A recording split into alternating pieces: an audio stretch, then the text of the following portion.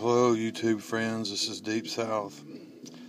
I'm doing a video response to Mark, the Dutch knife guy, and tomorrow, February the 3rd, would have been his mom's 70th birthday, and he's doing a giveaway, I guess, in memory of her, and a memorial type giveaway, and he wanted us to show something of very sentimental value to us and something that we would never part with for any amount of money. So in front of you is a knife that for me has got a long history. It first came into my life, I guess, in 1979, right when I got out of high school, and my cousin Bobby McDaniels had built this knife for my uncle Clyde Williams. And I fell in love with it from the very get-go. And I always hoped Bobby was going to make me a knife, and he never did. Well, that's kind of besides the point. And then the way it worked out is just I couldn't have asked for anything more. So for years during hunting season, I would see this strapped onto my uncle's belt, and he always wore it. My Uncle Klein was one of those men that if you ever met him, you would never forget him, and played a big role in everyone's life that met him, and everyone in the family. It's very hard to describe him as an individual. He's such a character. He was a chief deputy sheriff for years and years. The man was legend. That's all I can say. He was a true cowboy. Some of my Facebook friends would have seen some photos that I had posted of him. On a ride he did with my dad. They rode on horseback and covered wagon from Des Moines, Iowa to the Mississippi Gulf Coast in memory of the men that my father served with in Vietnam. Another story, another time. Anyway, the man was legend. That's all I can say. And he was a huge influence and much loved by his family. And I coveted this knife for years and years. The funny thing is, I never saw him use it. Last December, December before last, and that would have been 2013, I knew he had been diagnosed with cancer, and he wasn't going to last much longer, and I had gone back home to Mississippi. And Mississippi is my home and will always be my home, and I'll always refer to it as my home no matter where I am. So I went back home, where I go each year to hunt, and I went by the scene knowing that was going to be the last time I ever saw him. And we talked about various things, and he stood up and said, I've got something for you. And he left the room, and he came back with this knife.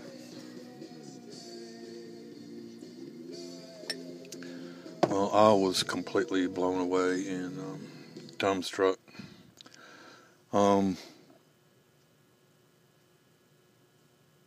Just people that know him, and they know this knife. Anyway, for the knife, Bobby also made this sheath. This is one of his first knives, and like I mentioned earlier, he made this in 1978 or 79, in about that era, right when he started working knives. So his quality's improved, but I'd rather have this one than the most perfect knife and sheath he's ever made. The stitching's not perfect. It's rawhide, lace. It's well used. Probably not the best design in the world, and I'll show you that in a minute.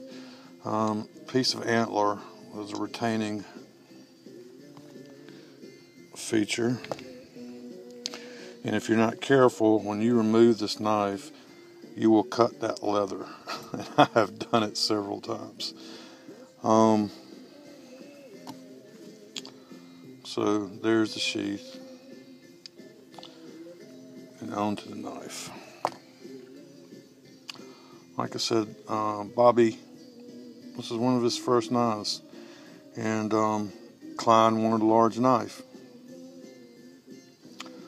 which was kind of contrary to everything I had ever seen him use before, because he always used trappers like I did to skin deer when he skinned them. But I asked Bobby, because I had gone home to Klein's funeral December 2014. He lived 11 more months after I saw him. Well, almost a whole year he lived after he gave me this knife. And I went to his funeral, and I talked to Bobby and asked Bobby if he knew anything, if he could tell me any stories about the knife. And we were kind of pressed for time. Basically, all he said was that Klein wanted a large knife. I never saw Klein skin a deer with this, but there's no telling how many deer were skinned with it, or hogs, wild hogs. I never saw Klein skin a deer when I was around him, because he always made me skin them. And if you knew Klein, you would understand that. He killed them, we skinned them. The day he gave me this knife, I took it back to where I was staying. The next day I killed a deer, and I skinned one. I skinned one out, and all. I did not really enjoy using it for a skinning knife. It is just too big for me. If you watch my other videos, you'll know that I like a smaller knife.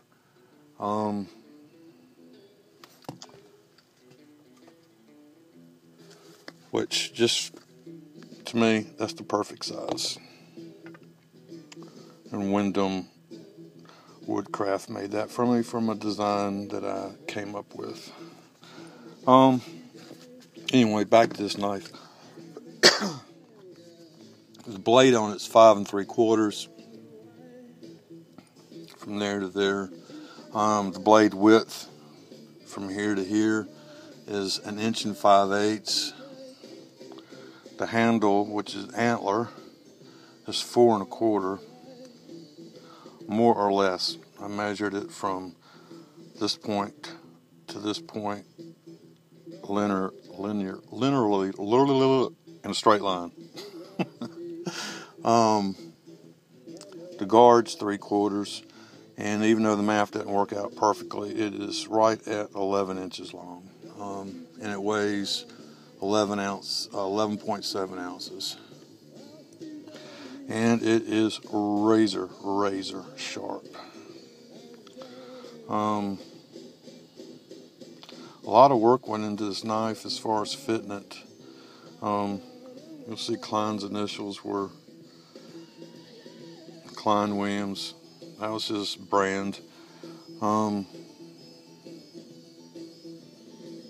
burnt into it. You can see where part of that antler was ground down here. And on the guard, what is very unique and what I like about it is it's not like a very big prominent guard, but your hand's not going to slip because your index finger actually fits in the curve of the antler in the guard perfectly. And the knife is balanced well.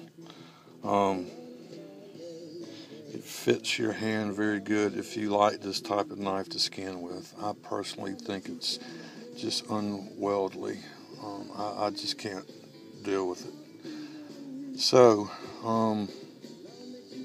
I used it. I skinned out a deer the day after he gave it to me, and I've put it up for many reasons. One, it's just not suited to me for how I skin deer.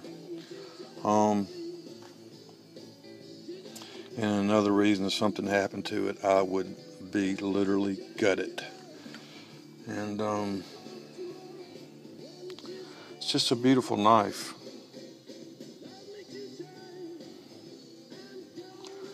You know, you can see the roughness of it. It's one of Bobby's first knives, but it's got a Bowie style blade. It's clipped.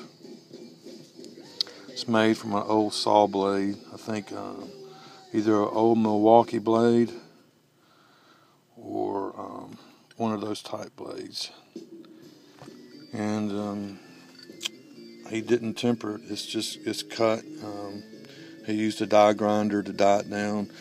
And I know it's got a rat tang in here, and it's epoxied in. And he went over to design with me and showed me how he did it, but the video is getting a little bit longer than I expected or intended. But Mark, this is something that the only way you would get it is to kill me for it. Literally. There's no way that I'd part with this knife. It means so much to me, and the fact that he gave me this knife when he could have given it to numerous nephews, nieces, friends, cousins, grandchildren, you name it. Man, we have a large family, and I'm sure others got gifts from him too, because he knew he was leaving. But anyway, something I've loved and wanted since I first saw it, and the fact that he gave it to me, and it was like he read my mind. I don't know. I never really even mentioned the knife to him, even though, I mean, every time I saw it, I just slobbered over it. Seriously, man, I loved it and wanted it, but I never mentioned it or told him. So, Klein, this one's kind of for you. I was going to do this review on this knife sooner or later, and I think, you know, the year anniversary of your death and the reason that Mark's holding this contest, I think it's very appropriate. So, YouTube,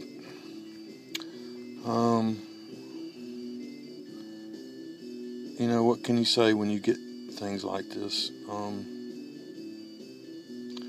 They're a thing of beauty in and of themselves, and the stories behind them, you know, it's just the memories, you know, the memories are priceless. So, Mark, here's my entry for your giveaway. It's really not why I entered it. I just wanted to show you some support, because you always support my channel. And I wanted to do the same for you. This is where it gets tricky, because I swear you can slice into this in a heartbeat. Speaking of slicing, if you ever want to test how sharp your broadheads are, shove them right down between your fingers. I cut myself very bad this week when I was bow hunting. But anyway, Mark, you have a wonderful channel. You are a tremendous person in your own right. Very giving. And hopefully one day we'll meet up. If not, you know, we've got our YouTube friendship, which to me is also priceless. So, happy birthday to your mom, and everybody else out there in YouTube land, y'all have a good one. Stay strange.